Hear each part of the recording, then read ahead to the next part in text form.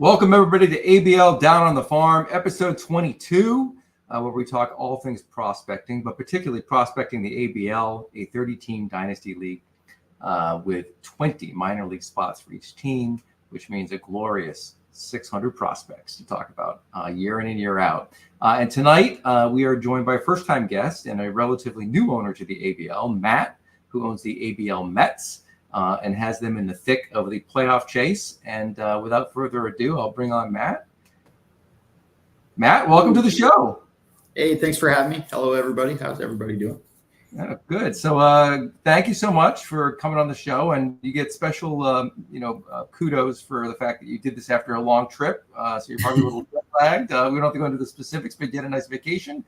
But you're back on the East Coast and ready to rock and roll in the ABL. So I really appreciate you coming on, while you're probably very sleepy or just disoriented. Let's put it that way. Yeah, for sure. Not a problem.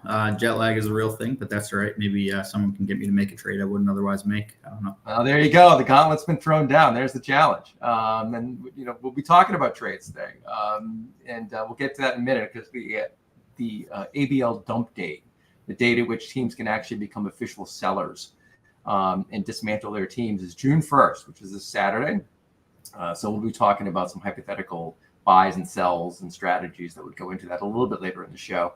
But before we did that, like I like to do with everybody who comes on the show for the first time, is just learn a little bit about your dynasty background, how you got into it, and how you've kind of evolved as a dynasty owner, and maybe a little bit after that we'll talk about joining the ABL and what that's been like, because it's a beast of its own.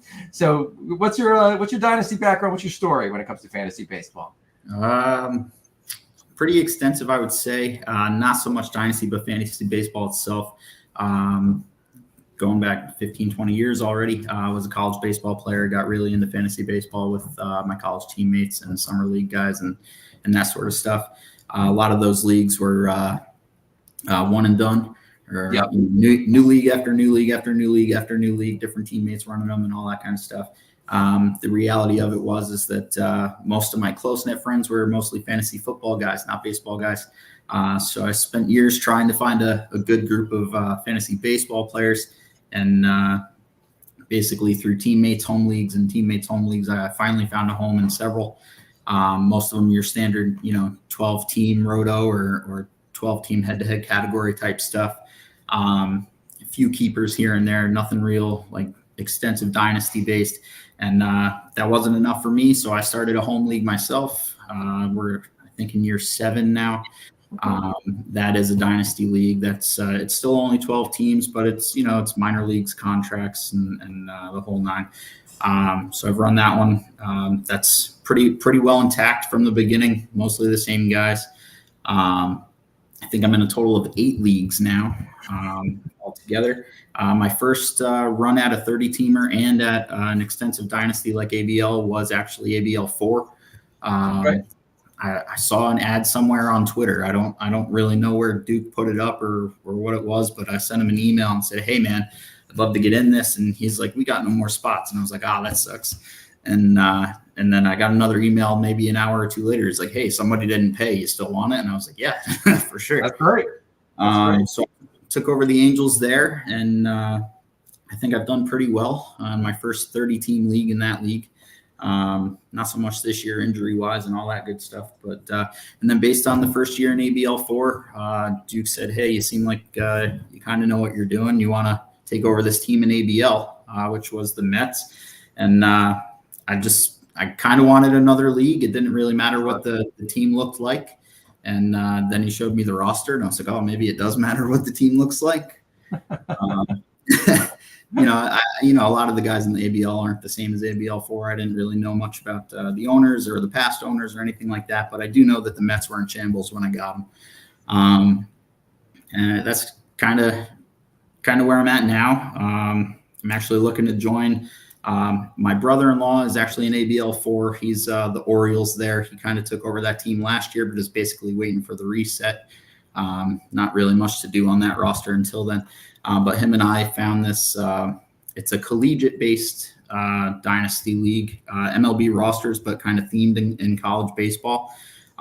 where there's 8 conferences, 17 teams per conference, 66 player rosters per team.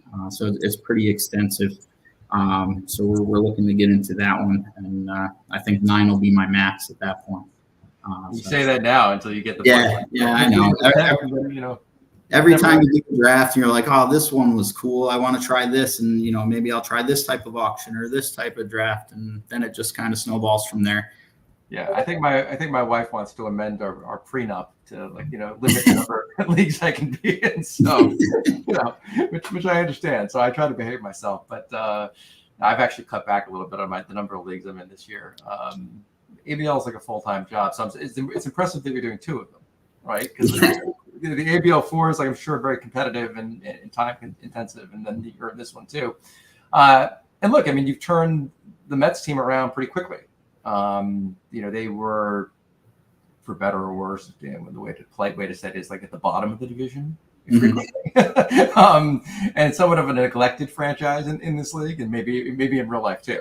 But they had a couple different owners cycle through there. And so the roster definitely needed some tending. So, what were your impressions in terms of the prospects that you inherited when you came in, and what was your strategy and how to deal with your prospects? I love that you asked this question, because I feel like the prospects I took over for the Mets was probably by and large the worst group of prospects I've ever seen on a team. They were bad. They were really bad.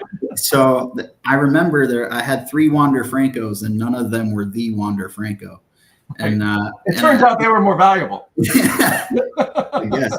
And I think I only had the only players that I had on that roster that I took over that were under 30 years old, if I'm not mistaken, I'd have to go back and look, were Ronnie Maurizio, Jared Jones, and Brian Wu. And now I don't have either Jones or Wu anymore, but at the time Wu had, he was just a single A guy. He didn't start throwing a change up yet. Yep. So that, he didn't really have any sort of pedigree or anything behind him. Being a Mariners fan, he was kind of low in the pecking order, so I didn't expect much. So I traded him for, I also, aside from having a weak farm system, had no draft picks and really no major league players either. So I was everything was fine. Yeah, so I was trying to do what I could to mound up assets as quick as I could in terms of draft picks, and same thing with Jared Jones at the time. Still hadn't seen Double-A. Was a 2-pitch pitcher at the time. They were talking about him being, even though he has an elite fastball, he might just be a relief arm. And I liked the induced vertical break and stuff on his fastball that he had back then, but at the time he was not a 3-4 pitch guy. And I was like, what are the chances that he becomes this stud starter? Who knows? And I think I might have traded him to you, actually. I traded him to you, I think. Okay. Maybe you traded him to me, and then I flipped him again. I can't remember. We had a deal with Jones. I was lamenting the Jones deal when I got rid of him, because I did acquire him and then flip him. Yeah, I think I did send him to you for, if I'm not mistaken, like 2 third-round draft picks or something. All right, that could be it. I remember when you first came in, we made a few trades. I don't remember exactly all of them, but we could just look up Jones on Fantrax. But I was lamenting either the last show or the show before that, giving up on him too early. Precisely the reasons that you articulated. I liked his fastball. It's an elite pitch. His size is he's a little smaller. Definitely a relief risk there, some injury risk because of the size. And then, was he going to develop a 3rd or 4th pitch that would allow him to go deeper into games and become an effective major league starter? And it turns out so far he has. I'm still not convinced, I'm still not convinced he's not over his skis a little bit right now. But, he's having a great year. He got roughed up today, I think. He did, I think 7 earned or something like that. Yeah, but obviously that happens. And same thing with Brian Wu at the time. It was he was just a fastball sinker guy at the time, and had no changeup, and he hadn't really started throwing a slider yet. But Seattle adds a slider to everybody. Yep. And essentially that's what they did after I traded him. They gave him a slider and a changeup. He doesn't really throw the I think it's the slider he almost doesn't use much anymore. He's got his changeup usage up as his 3rd pitch now. But he looks pretty good. Yeah, it's really incredible what can happen when a pitching prospect in particular, switches teams, organizations, and they just have a knack for introducing a pitch or, specialization. And like the Braves do this all the time. Mhm. It's another organization, but they are able to, take a pitcher from like a, mid-tier level and put them up into that top tier or second tier. Another guy who's similar to that, who kind of developed another pitch, was Christian Scott of the Mets, who came out of prospect mediocrity to jump to the majors, and is, putting himself quite nicely. He's on Rourke's team of the Giants, so he's helping Rourke run away with the National League this year. Thankfully, we're not. I'm not competing with him, but you'll have to face him in the playoffs, maybe. Yeah. I think I'm competing more with Adam than I am with Rourke at the moment. Yeah, no, I hear you. That'll be a tight race. So I wanted to ask you, since you played college baseball, has that been an advantage to you, in your view, in evaluating prospects and thinking about them? It's a good question.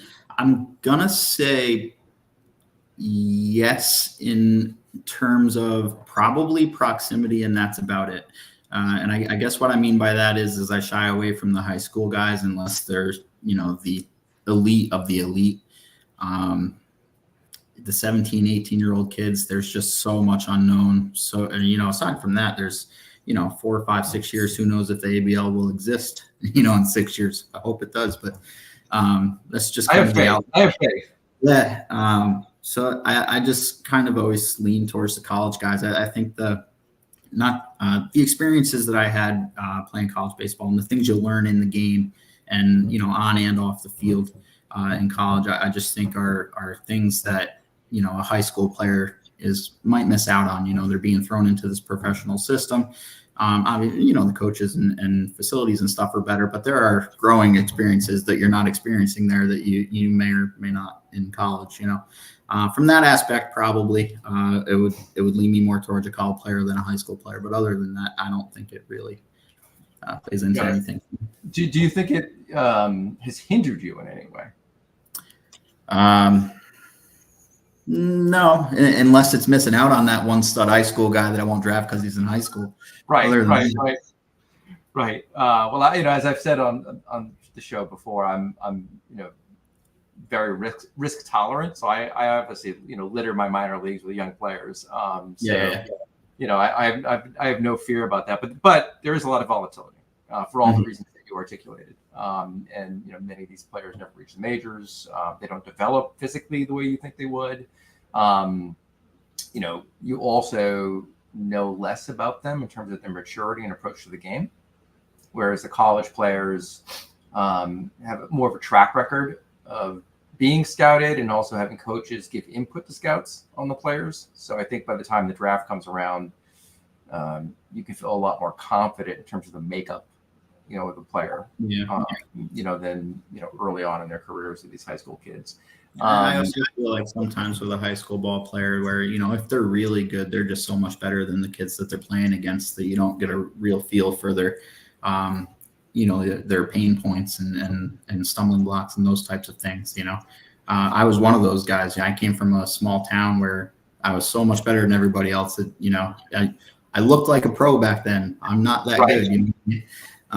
So I think that kind of plays into projection and stuff a little bit too. Where 100%. Yeah, the competition level matters. I went to a very small high school in Massachusetts, and there was a starting pitcher that ended up pitching at UMass, which is where I went to college. And he ended up being the number 2 starter there behind Ron Vallone, who pitched for the Reds. But in high school, this kid was just lights out. It's one of these guys who'd throw no hitters and one hitter, strike up 15 people, whatever it was, right? In college, he was like a solid pitcher. Never sniffed the majors, right? It was perfectly respectable. He was a number 2 starter on a team. But then you saw Ron Vallone pitch. You were like, oh, that's what it made you think. Yeah. Okay, I get it now, right? All right. So, what have you before we turn to our little project that I assigned us for today, which will be a lot of fun. What do you think you've learned over the years of playing Dynasty? I mean, I realize you started with, as most of us did with redraft leagues, right? But you've had this home league for 8 years now, and you've been in ABL. How's your prospecting evolved over time? I think that I think when I first started, I think my prospect outlook was try to get studs, let them develop, and then build around them. I think I'm opposite of that now. I think I try to use my prospects to look for solid role players or average major leaguers, depth guys, that kind of stuff. Like the Jonathan Rodriguez's of the world that I think will end up being a serviceable outfielder. And then having a bunch of those guys, I think makes it easier to go out and buy or trade for the stud guys. I think that's probably the easier route to go. And I think it took me a few years to kind of realize that, instead of trying to hit on all these prospects. And then when it doesn't come to fruition, you're in a hole, whether it be salary wise or just roster wise. Yep. So, I mean, that description sounds to me like you're viewing prospects, at least in part, as, commodities that you can trade, right? Yeah. You're using them as chips to get the major league pieces that you want, which is, perfectly good strategy in dynasty. Yeah. I don't often trade them for prospects. I try to get major league pieces in some fashion, or guys that are, knocking on the door and I know they're the next guy, or supposed to be anyway. Right. I don't typically try to trade for the top 100 guy that's still 4 years away. I usually try not to do that.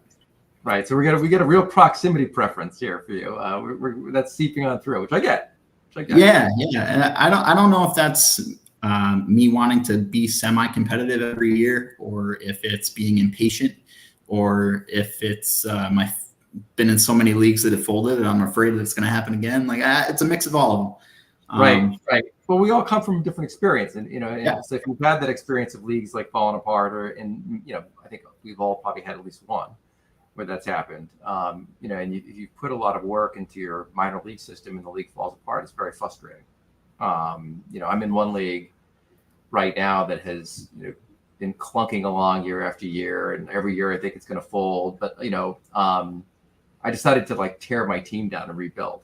Mm-hmm. And so I'm a couple years away, from being even competitive. So it's when I see the league, on the precipice of going into the abyss, it's a little frustrating because all those prospects I traded for are just never going to come up to my major league roster because it won't be a roster, right? Right. So there is that risk. I wouldn't say I'm totally against a rebuild. I would say that I would try to do it faster than 4 or 5 years. I try to look 2 to 3 years out, and not much further than that, really. When I took over the Mets, there was so few assets that I basically tried to trade everything that I could trade for as many assets as I possibly could. Basically, quantity over quantity. I got as many draft picks I could, as many players as I could, and then I basically flipped them around for major league pieces where I could, and then I went out and prospect on the waiver wire for close proximity guys and traded draft picks for close proximity guys. I didn't use those draft picks that I acquired for guys that are 5-6 years away. But I also, when I took over the Mets, didn't expect to be competitive until next year. When I took that team over, I was shooting for 25 right from the get, and I've just gotten lucky, really. Yeah, I don't know. It sounds like a little bit of skill involved. A little bit. Look, I think it's a real that team was in shambles, right? So I think it's a real testament to the process you developed, and getting to a team that is very competitive this year. I don't know how the rest of the season will go. We all have injuries, and all these things can happen. But you were not in the bottom, third, or even the bottom 5 of the league, which is where the Mets typically resided, right? Mm-hmm. So kudos to you, and we all now know a little bit about kind of the preferences you have for prospecting. So you and I may not make a lot of trades. Which is fine, but good to know.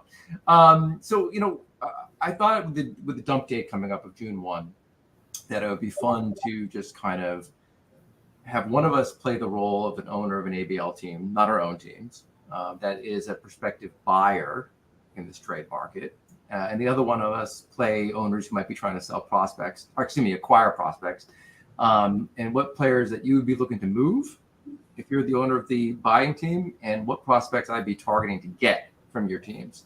And it should be an interesting intellectual exercise. And the 2 teams that I chose are both in the top 10 of the league. One is the Minnesota Twins, which is Tyler's team, and Tyler has his own podcast, so he can rip us apart on that if he wants, if he doesn't like what we have to say. And the other is the St. Louis Cardinals, which is Jeff's team, and it's really one of the top teams in the league, and has been every season basically. And Jeff and I are in a bunch of leagues, and he's an excellent owner, and he just suffered a catastrophic injury. He just lost Acuna for the year. Which is a huge piece of this offense. Obviously, he's in the National League, so he's up against teams like the Dodgers and the Giants and Duke and NL Central, and then there's you and Adam in the East. So there are a lot of like really strong teams in the National League. So he's in kind of I would say like a very important moment in his season about how he handles the Acuna injury, and I'm sure he has trepidation about that. And we'll see how it affects Jeff's perspective on buying or selling, and how far down the rabbit hole he's willing to go, in selling out players. And then Tyler, who, if you listen to his podcast, he's always on the fence about whether he's good or not. Yet he keeps winning, and he just lost Lamont Wade. I think he has Wade. He just went down, and I think he's been lacking a second baseman for some time too. So yeah, that's where I got him as his biggest need was second base, but that was prior to the Lamont Wade injury. Yeah, so he's got some holes to fill, and those are not necessarily easy positions to get. Second base is probably a little bit easier than first base. But from my perspective, that should make both of those guys motivated buyers. Now, maybe they'll have a different perspective, right? So, with that in mind, and with the following caveat, I know that both of us don't want to unduly, rain on their parade by, belittling their prospects and devaluing them. So we're going to try not to do that, but we're going to try to have an honest conversation about it. But keeping in mind that we might not be as blunt as we otherwise might be. So let's turn first to the ABL Twins, and I'm curious, like, for your thoughts on which of their prospects you'd be really looking to move if you were the owner of the Minnesota Twins. So I know Tyler's looking forward to this because he just said he was interested to hear what I had to say since I beat him last week. Uh-huh. So hopefully that was good speaking to him again. So this was a really fun exercise for me. Like you mentioned earlier in the opening, I just got back from vacation, so I didn't quite get to put as much time into this as I wanted. However, I did put quite a few hours into it. But usually this is the type of thing I spend days on just because I love doing it. But so Tyler, to me, is an owner that doesn't make irrational decisions, I guess you would say. Like he seems calculated to me. I think that he should be a buyer. And I don't think that he's the type to blow up his whole future to try to make the playoffs or make a run at a championship. Maybe I'm wrong, but that's how he strikes me. I see his biggest needs as second base, as I mentioned. Now he needs a first baseman because he literally doesn't have one. That's a problem. Yeah. His lineup, I thought, was a little sparse at the utility spot, so maybe any bat in general could help his roster and just in his starting lineup, the way he can move guys around. And then every team needs a pitcher, right? Because why not? For me, looking at the guys in his, or what I would consider to be his top 400 prospects, I said there were 3 untouchable guys, and that would be Caminero, Clark, and Waldrop. Outside of that, I wouldn't be averse to moving anybody in the proper deal. With my preference of moving, if I were Tyler, this one is probably surprising, but Leo DeVries, or DeVries, however you would say it, right. He would be the first guy I would look to move. I think we touched on my affinity for proximity. He's not proximate. He is 17 years old, but he comes with cachet, right? He's that big name. He's that international prospect guy. I think his value, if he turns out to be a bust right now, his value is higher than it's ever going to be, right? So DeVries would be the first guy I would look to move. And I don't think that it would hurt him long-term if he did that. If you look at his roster, he doesn't really have any long-term commitments that would strap him down. He still has Caminero. And I don't think that it would hurt him long-term to move DeVries to get a win now piece. So he would be the first guy. Do you want to go like guy by guy, or do you want me to give you the whole list? What do you want to do? Yeah, let's do the whole thing. Then I'll tell you my reactions, which are probably going to dovetail with what you're saying. So DeVries would be the first one for me. Right behind him would be DePaula. Not so much because of his age here, but I think he is another guy that he could stand losing because he has Clark. So since he has Clark, the Dodgers are known for developing guys well, especially outfielders. He's off to a good start. I think his minor league career numbers are somewhere around 300. He's got double-digit homer and double-digit stolen base potential. And it's another guy based on having Clark and no long-term contracts, where I don't think it would hurt him long-term completely to move to Paula. Those two guys, I think, although I would be open to moving them, it would have to bring back the right piece, Right. just because of who they are, I guess, and the foundation that they've built so far. Outside of those two, we'll turn a little bit to pitching. So he's got two Cincinnati guys, Chase Petty and Ty Floyd. Petty, kind of the same argument for both of these guys. They're Cincinnati Reds. I'm always kind of afraid of their ballpark and their pitching development. Petty's kind of had an up and down minor league career so far. I was off to a bad start, but I think he's had 3 good starts in a row now. I could be wrong. I haven't checked his numbers recently, but yeah. And I think just to interject on Petty for a moment, I mean, Petty used to be on the Twins. So the Twins are the organization that drafted them, and Tyler's a Twins fan. Not only does he own the That's true. he's a Twins fan. So I think that there's some affinity there for him. However, I think that Tyler, I'm going to look up Petty as we're talking. I think he traded for, he acquired Petty from Brendan, who owns the Royals. So he did that in last August. So, and then that was actually a big deal. He got Petty, Arroyo, and Tristan McKenzie for Clevenger and a 3rd-round pick, 2025 3rd-round pick. So, he might have some affinity for Chase Petty, but he might be ready to deal him too. But I interrupted you. There's just a little backstory. No, you're good. Yeah, I think Petty he just went like 6 innings with 9 Ks or something the other day, or recently anyway. I think it's the best start he's had all year, if I'm not mistaken. But he's actually a close proximity guy. He should be up this year, next year at the latest, I would think, and especially with their injuries at the moment. But he's a guy where I think there's a lot of folks in the league that would like to take a shot on him based on the track record that he's amassed so far, the high name value, all that good stuff. I think that you could get a good return for him, even with the slow start to this season. And Ty Floyd is a guy that I like quite a bit, actually. It might be a bad time to trade him, but I think he's a tradable piece. I know he's dealing with an injury of some sort at the moment. I can't remember if it's shoulder, forearm, or elbow, one of them. So he's going to have a long-term outage, but what pitching prospect doesn't? Right. But I think the potential is there for him to be a solid middle to end of rotation arm in the big leagues, and in a league like ABL, that's valuable. So looking at his system overall, I think those are the guys. I think DeVries, DePaula, Petty, Floyd, and then on a smaller scale, Batoni and Winokur. Both of them, I think, could get you something swell in return. But just three no-goes for me from Tyler's system. Yeah, so I wanted to ask you about Waldrop, as an untouchable. So I was just interested in your thoughts on that. So for me, I think that I love the Braves developmental system to begin with.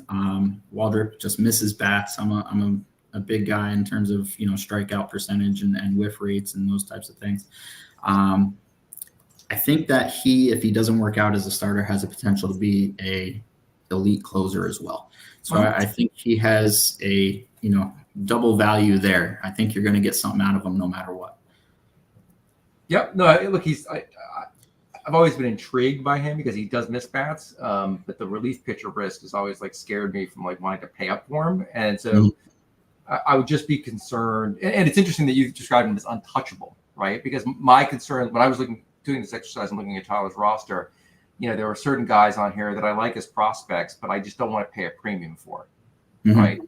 Right. Am I willing to really trade a big piece and forgo trading with somebody else for, another place? and have to pay up for a guy that I don't completely trust. And so Waldrop's one of those guys that I like his upside, but I feel like I'd have to pay more than I want to right now. And the fact that you describe him as untouchable kind of confirms that to me. Like that somebody who's like been doing this, and I'm like, oh, well, maybe I'm right. But let's do this. I put together a little like cheat sheet for the Twins. So just bear with me a second. We'll get this on screen, and you will probably be amused by the guys that are on my screen for him. It's going to be the three guys that said no.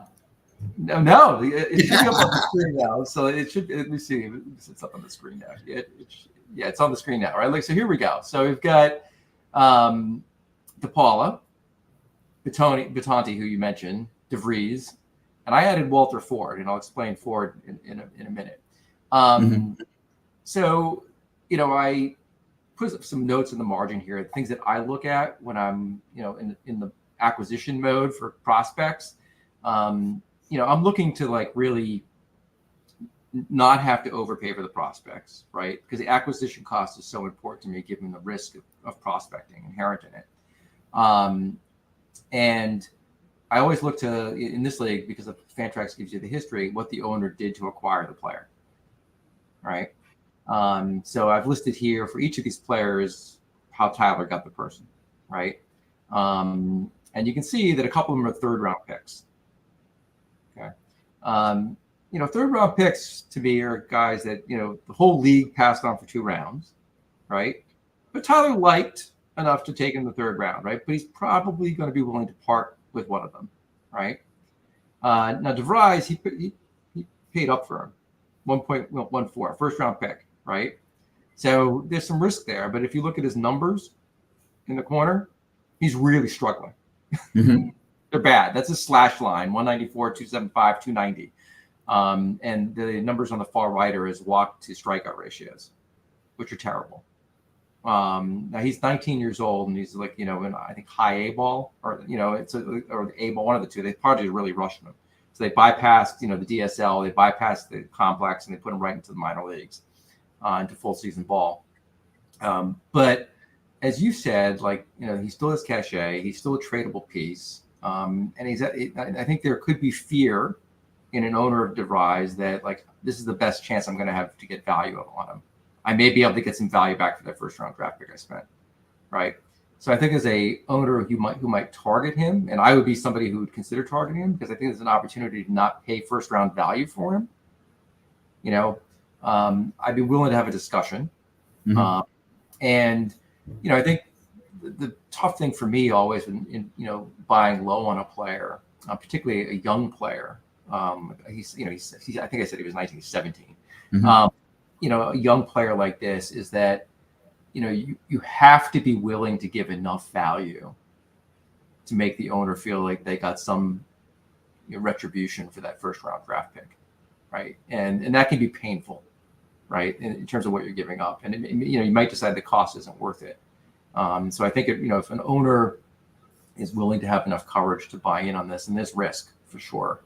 I mean, you could end up having a star, or it could completely backfire and he'd be worth nothing. But if you're giving up, let's say, an expiring contract on a veteran player at the major league level who's very good, who you can't keep, then it's just it's the lost opportunity cost of getting some other prospects, another team, so you can weigh the offers and see what the best value is. But he's somebody that interests me. So it's interesting that you were willing to sell him for reasons that don't surprise me. And I'm willing to buy him. But I do have an affinity for prospects from Latin America and in the Caribbean, and I also am not afraid to take young players. So that's probably not surprising. DePaula was another guy that really interested me. Oh, I also, by the way, have their ABL prospect handbook grades. That's the 2nd figure in there as well. So, DePaula had like a really high grade. His scouting grades are really good. And all the other criteria that I look to in evaluating prospects, really moved him up, 10 being the highest. And he's almost, he's just over 8.5. He's struggling this year. As you said, the Dodgers do have a very good track record of developing pitching prospects, but they struggle a little bit with hitting prospects. They're not always hits, but they have developed some guys. But the thing that stood out for me with him is that he had a pretty strong walk to strikeout ratio for a guy with power. He only strike out 23% of the time, and he got enough plate appearances where I believe that number's real. It's normalized. I think there's upside there. If I remember correctly, his isolated power is very good too. Showing that the lightning bolts in the bat. It's just he's struggling out of the gate this year for whatever reason. So again, he's a guy I think that I might not have to pay full freight on. And given Tyler's needs, which are pretty acute right now, you might be able to get a guy like that from him and not have to pay full freight for him. But Tonti is a guy that I just love his raw power. He's got a ton. He's got a real strikeout problem right now, but he's walking 17.6% of the time, which is pretty good. And if you look at his slugging percentage and his on base percentage, it reflects kind of the power and the patience at the plate. Those are really attractive qualities, and he's not a very well-known name yet. Might not have to pay up for him substantially, but it's interesting that you identified him as somebody that you think could have value, right? So maybe that's something for Tyler to consider as he's going through this process, that this is a guy you could flip.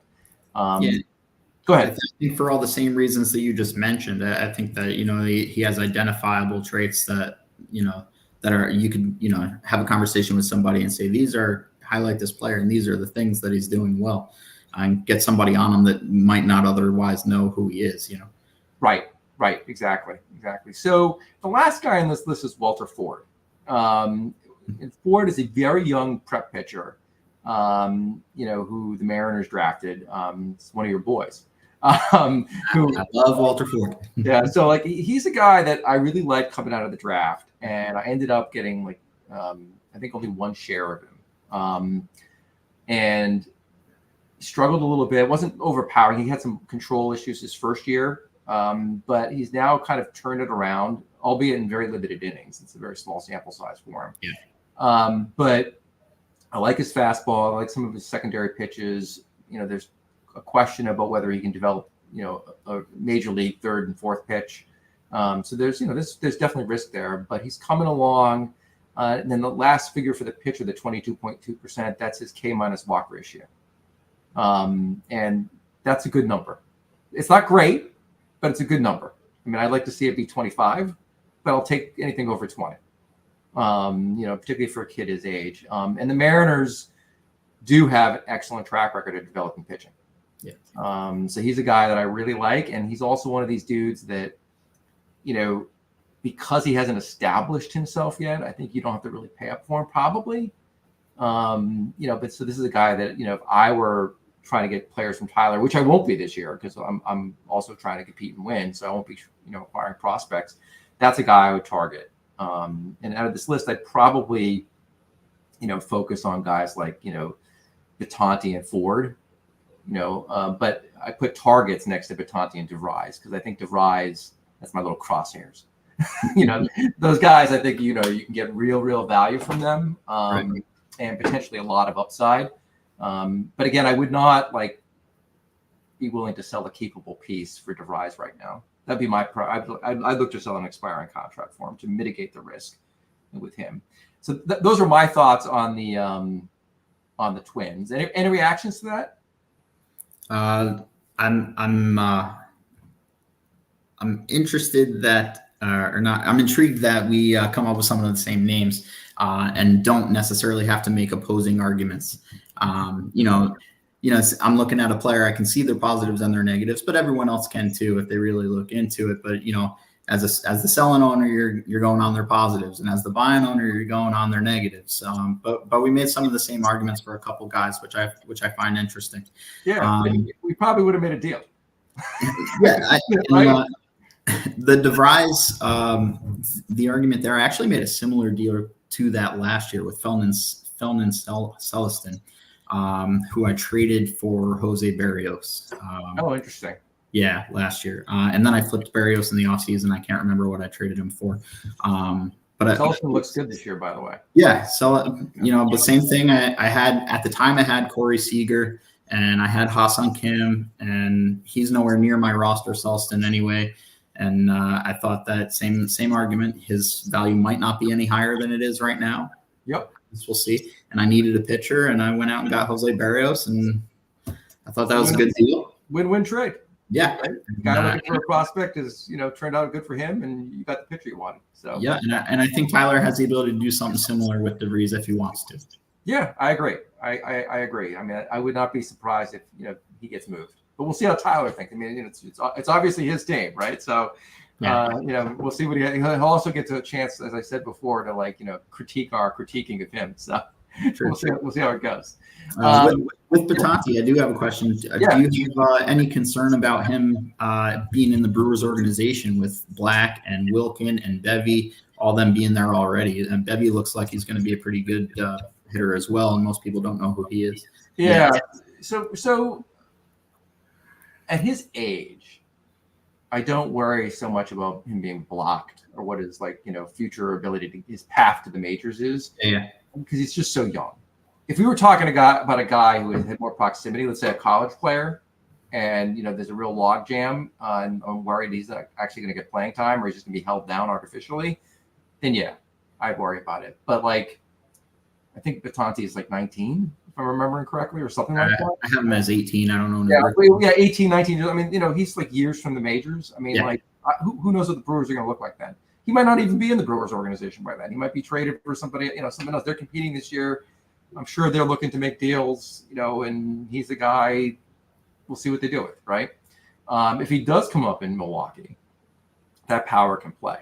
Yeah, I like that a lot, right? But frankly, I think he has enough raw power that it's going to play just about anywhere. So I wouldn't be overly concerned about that. That's my perspective. Okay. Should we talk about the Cardinals? Yeah, sure.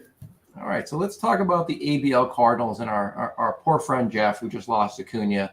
I'd have a moment of silence, but Jeff is doing well enough that he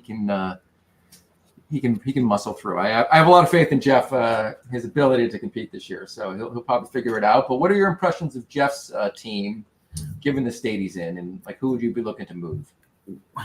Well, first, just a testament to Jeff for this team, his performance so well. And if you look at his roster, even before losing Acuna, his outfield was comprised of guys like Ciani and Pham.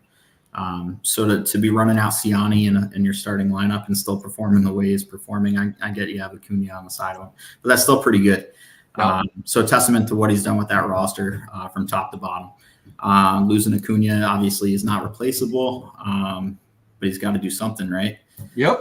So aside from, I had his biggest need being outfield, even without the Acuna injury, just based on guys like Ciani and Pham in the starting lineup most of the time. And then starting pitching, obviously, because everybody needs starting pitching. Right. That being said, top to bottom, I thought there were more guys that I would move personally for Tyler than there are Jeff. Uh-huh. In terms of trying to bring back value, not necessarily guys I wouldn't trade.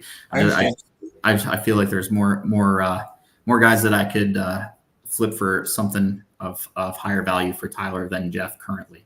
I think the two guys for Jeff that I would not move unless the deal was right. I don't think anybody in Jeff's system is 100% off the table the way I look at it, but the two guys that would have to be a special deal would be Rhett Lauder and Josh Noth, or Noth, however you pronounce his name.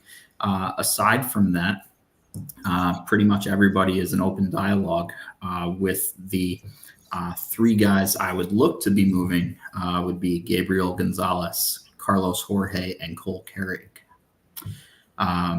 With Gonzalez, I think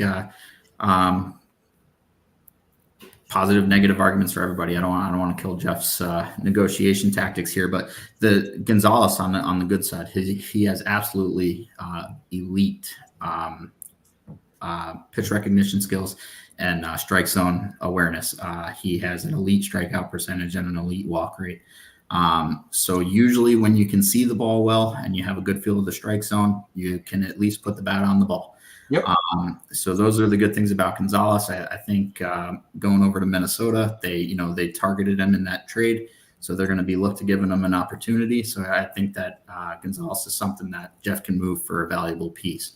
I don't think he's the guy that helps Jeff this year, obviously in the outfield. So moving for an outfielder now. Second guy, Carlos Jorge. Jorge's kind of, one of the Reds' 17 speedster middle infielders that they have, right? Right. They like that mode. Yeah. That's their MO, right? So does he stay in the infield? Does he move to the outfield? Who knows with Cincinnati? Who knows if he stays in Cincinnati, just given their dearth of infielders. But 151 at-bats so far. He's got 6 home runs and 10 stolen bases. So I look at him as somebody that's got power and speed, even though there's some swing and miss in his game. But the power and speed is there, and he might not necessarily stay in Cincinnati, but it is what it is. I think he's a guy with a name based on the system that he's in. And so far he's off to a good start. So you should be able to get something nice for Carlos Jorge if you wanted to move him. And then the third guy, Cole Carrig, also off to a pretty solid start. I know he was a guy that I valued a little lower than some people in the first year player draft. But he's going to, Colorado, Coors Field. I don't know. That's everybody's argument, but he's 5 years away from the majors, so who knows? Right. And Colorado doesn't exactly have a great track record of getting guys to the majors. So. They don't have a great a track record with prospects, but he was a hyped name in the draft, in the first year player draft. 147 at bats so far, 4 homers and 18 stolen bases. That's a pretty darn good start. In throws, and then with the helium of the name coming out of the draft, and he's off to a good start. I think there's some value there. Yep. None of those names surprised me. Before I transition to my thoughts on it, I wanted to ask you about one name that you didn't mention was Martinez. Aroldis. I don't have a passion and opinion either way as to whether or not you should or shouldn't trade him. I think he's a guy that'll be in the majors this year. I think that he's a guy that if somebody needs infield help and Jeff needs outfield help, there's an opportunity for a trade there. I think I stayed away from him for no real reason other than I think Jeff loves him and wouldn't trade him. Yeah, Jeff does love him. I mean, he's been in multiple leagues with Jeff. I know he really likes Martinez a lot. But it did strike me when Acuna went down, right, that if he really wanted to get a player, like he could trade Martinez and probably get pretty much anybody who wanted. I think from most owners, right? Mm-hmm. I'm actually not quite as high on Martinez as some people are. Neither am I. Yeah. So, but I know that he's very well regarded by a lot of owners, and you could probably get really paid for him. Mm-hmm. But I also, as you said, that Jeff loves him. Jeff also loves Rhett Lauder.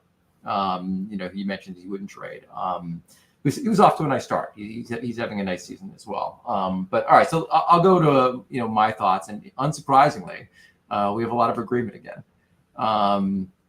So the 3 guys that I would target on this team are Cole Carrig, Gabriel Gonzalez, and Carlos Jorge. And in particular, Carrig and Gonzalez. I think I'll get to Jorge in a second.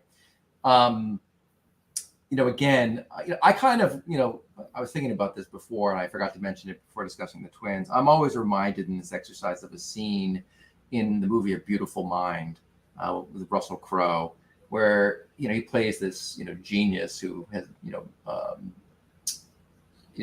mental health issues that, change his life. But, he also is just this brilliant mathematical guy.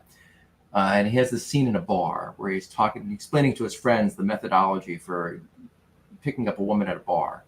And you never go for the most beautiful woman, he says. You go for the second most beautiful woman, because that way, you're not insulting all the other women in the group. When you go for the beautiful woman, that's what you do. You make them all feel like less. So you always go for the second one. But I think about that when I'm prospecting, right? Like, it's like, if I go for Martinez, here, right, I'm just going to get frustrated, right? And it may sour the rest of the conversations when Jeff says no, right? I'm not going to go for the Rhett Lauders. It's going to cost me an arm and a leg, right? I'll be sitting there all night buying drinks, and I'll go home alone, right? Don't want that. By the way, as an aside, Russell Crowe ends up with Jennifer Connelly in the movie, so he was full of crap. I digress.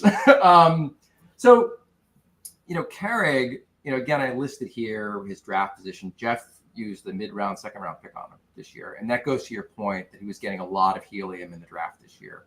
For a guy who I think was really getting that helium based on his skills, his speed and power in particular, and I think there was a little bump because it's Coors Field in Colorado, but he hadn't really demonstrated those skills on the field.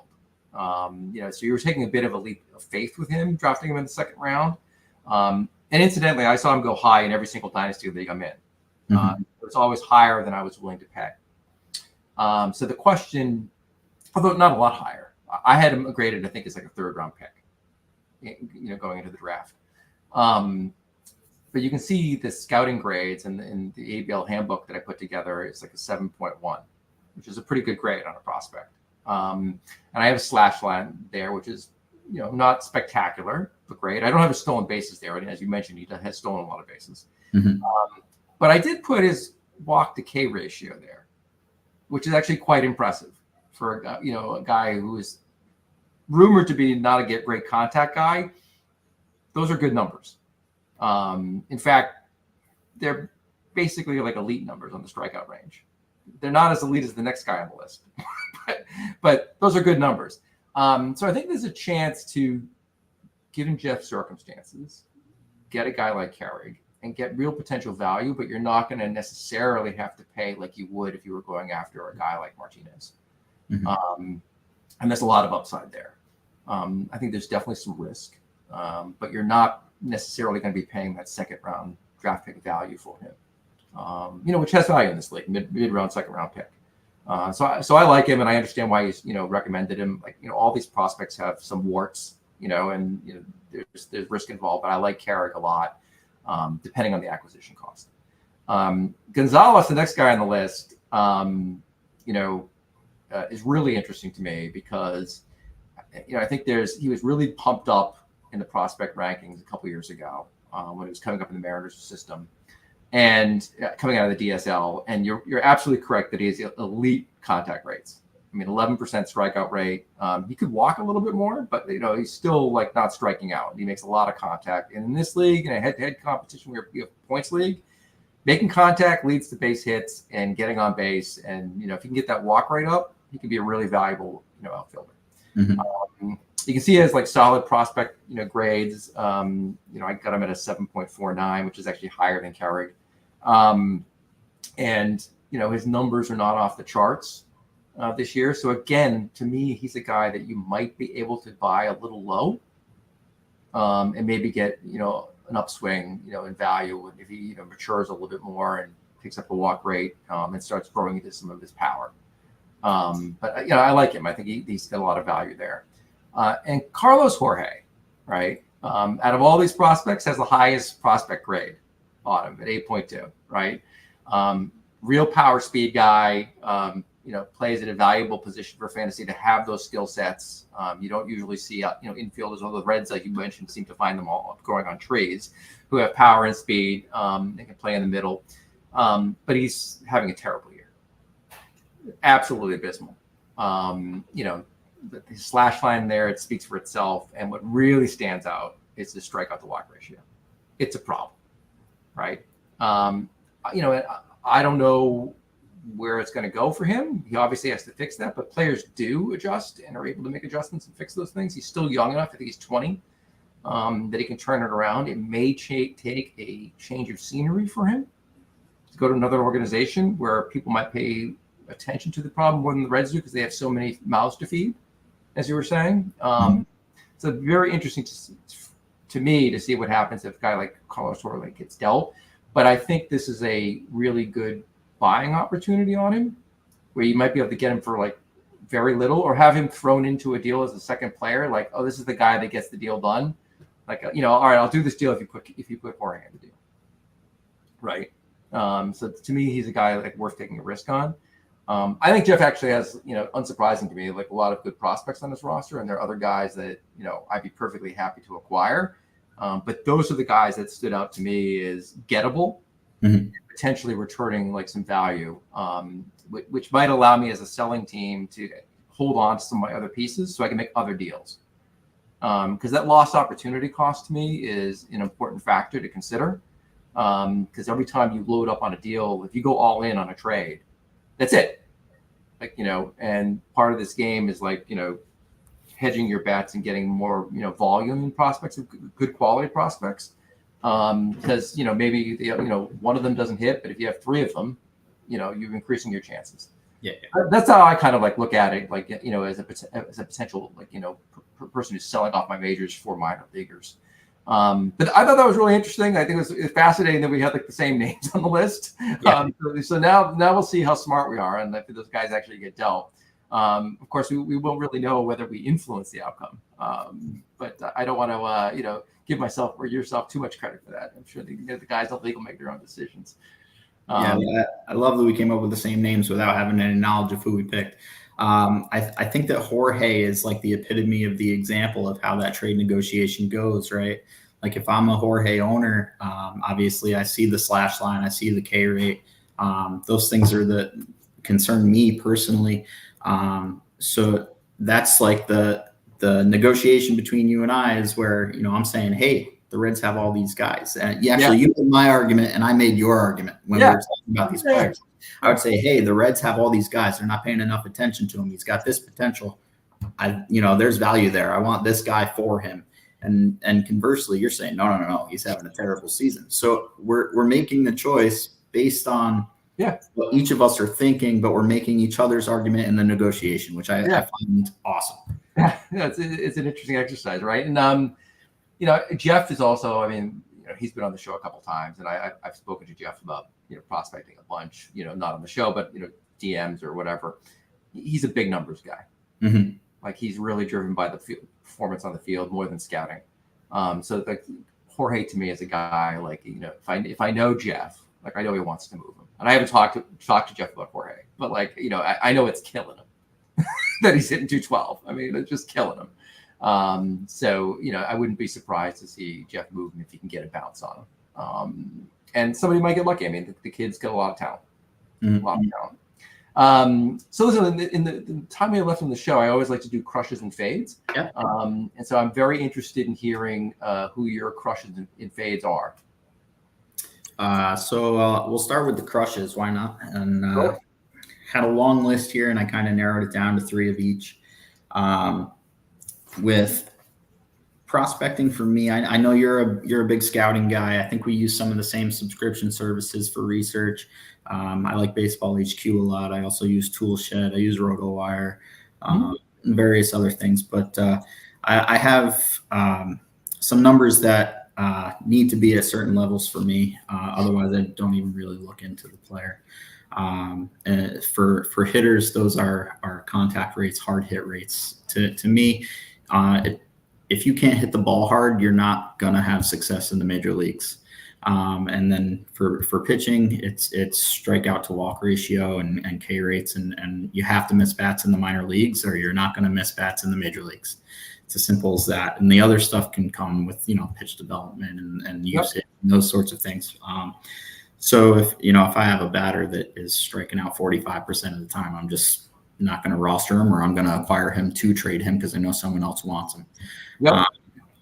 So that's kind of how I look at it. So my crushes currently, I'm going to go with Adam Mazur as my first crush. Okay. Significantly higher on him than I think most people would be at this point in time. I think Mazur, if I'm not mistaken, I think Eric Cross has him in the 250s right now. RotoWire is a little higher on him. They're somewhere in like the 75 range. I think that Mazur could be George Kirby. He has a 4-pitch mix. His fastball sits 95 to 99. He's got a plus slider. His K percentage and his walk percentage are elite so far. He got accelerated to AA, and he's done nothing but pitch well there. He was a $1.95 ERA there. Strikeout to walks was 32 to 5. In like Kirby, he's like an 8 or 9K per 9 guy, but doesn't walk anybody, so that's magnified. Yep. And they're pretty much the same frame. They're right-handed. They're a little over 6 feet tall. Same extension on their fastball. I really think that that's his best comp. And I don't see any reason why he shouldn't be a top 15 right-handed pitching prospect at this moment. That's great. I love it. And I love the analysis. Just to stop you for a moment on the criteria that you use. I actually have very similar views about it. I'm a little bit more tolerant of strikeout rates when it comes to power hitters. But I look to, 30% is kind of my risk tolerance for some of that. I like to see double-digit walk rates for hitters, but I also look to isolated power.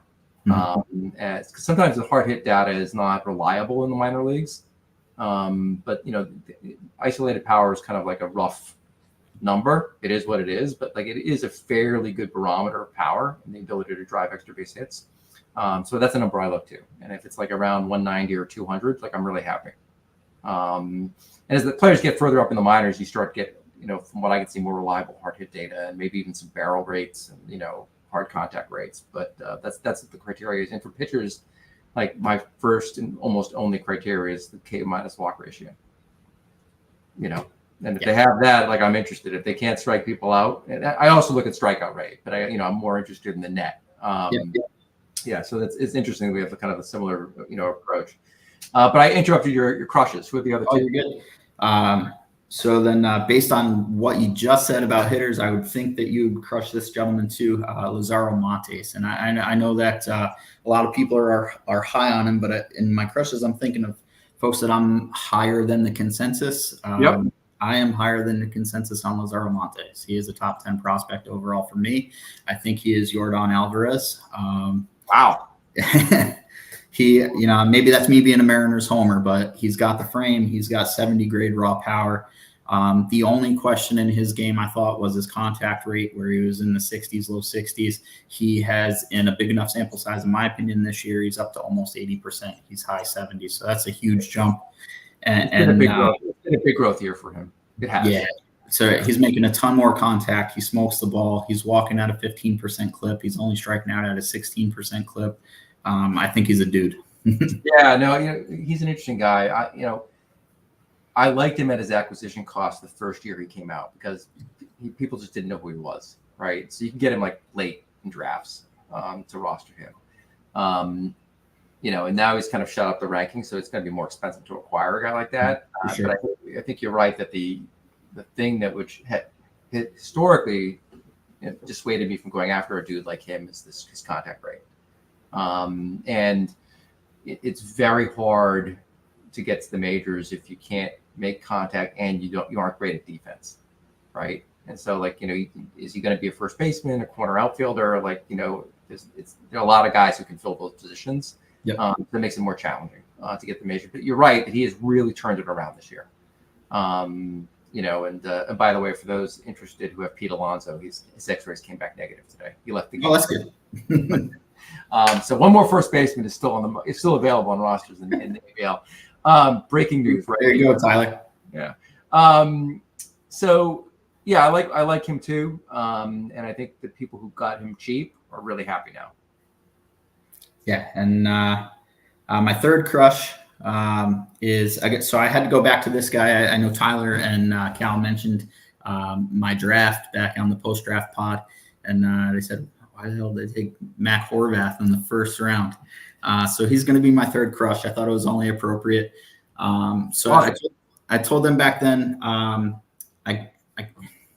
didn't find him myself. I can't take credit for that, but Eric Cross was all over him, and which got me into researching and reading, and I'm looking at college articles and this, that, and the other thing. And he had one of the best offensive college careers that you could want. His OBP was 400. He 4 seasons. He struck out 140 times total. Walked over 100 times. He hit 50 home runs. So then you got looking at batted ball metrics and stuff for this year. And since he's been drafted, I going into the first year player draft, I looked at him as probably a top 20 pick. I took Brock Wilken with my first pick and then traded up into the first round to draft Horvath at, I think, 13, 14, 15 area, thinking that he wouldn't be there right for my next pick. Yeah, you took him at 1.12. Yeah, okay. So I had, I think I took Wilken at 11, and then I traded up to 12 to take Horvath. I remember this when it was happening in the draft. Now that you're mentioning it, because you took Wilken at 11. Yeah. The way I looked at the draft, I figured there was no way he was going to make it back to my next pick, and I wanted the guy, and I kind of had a feel for where other people were going, and then he's one of those guys that get tucked into the queue on Fantrax, and then he starts creeping up the rankings. I'm yeah, like, yeah. People are going to see his name. I better do this. I hear you. Well, that's part of the gamesmanship of the draft. We have a question from the audience, and Adam wants to know if you have any trades in the works. Now, what he's really seeking is inside information because you're competing. So, we see you, Adam. We see you. Nothing actively, mainly because I can't decide if I'm a buyer or a seller, but it looks like the rest of the league is going to make me a buyer. I know. For those not in the league, a bunch of owners have announced that they're dumping, which actually doesn't mean anything until they dump. It just gives them permission to do it, right? So there's a lot of gamesmanship, I think, going on there too. All right. So what about your fades? Well, real quick, one last thing on Horvath. Oh yeah. His K rate's 19% only this year. His walk rate's 12.5, and his BABIP is like 230. So if you look at his slash line, he's getting incredibly unlucky as well. He's going to qualify for second base. I just kind of look at him as a high OBP 2020 potential type of guy. At second base, that's invaluable in a 30-team league, really. Yeah, it's interesting. He's in Baltimore, right? Yeah. Going to the point that you and I were talking about earlier, and he's 22.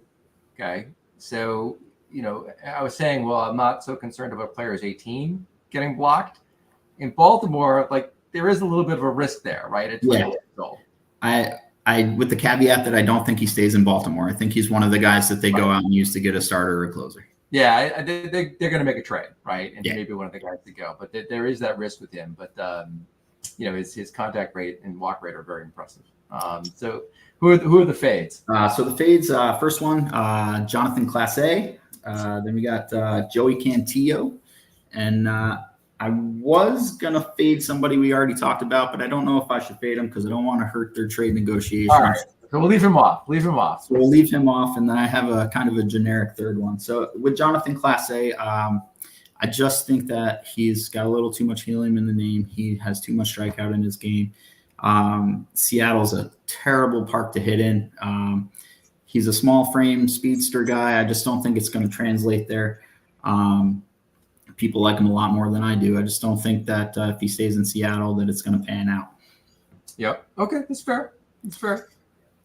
Joey Cantillo, this is actually kind of speaking to how I operate with my prospects sometimes. So Cantillo is a guy that I traded for last year just to trade him. It was not a guy that I planned on keeping, but it's a guy that I wanted because I thought that I could get something better for him than what I was giving up to get him. And that actually did work out that way. I just think in the Cleveland organization, they churn out pitcher after pitcher after pitcher, and he's got a lot of bullpen risk and injury risk, and I just don't think that his value matches the name right now. Okay, fair enough. The third one we won't mention because I don't want to hurt him. And so basically I'm going to say anybody that strikes out more than 30% of the time and does not hit the ball hard is a fade for me. There you go. I like it. By the way, there was just a trade that went down. Oh, boy. The Mariners and the Los Angeles Angels made a trade. So let me see how exciting this is.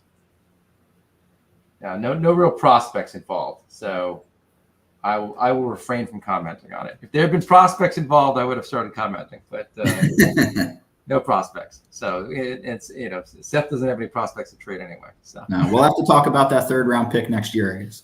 Yeah, exactly correct.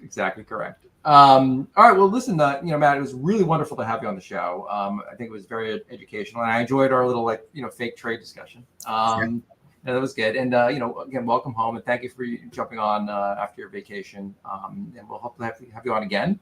For everybody watching it live right now, we have 2 live viewers. Or anybody watching at home later on, remember to ABP. Always be prospecting.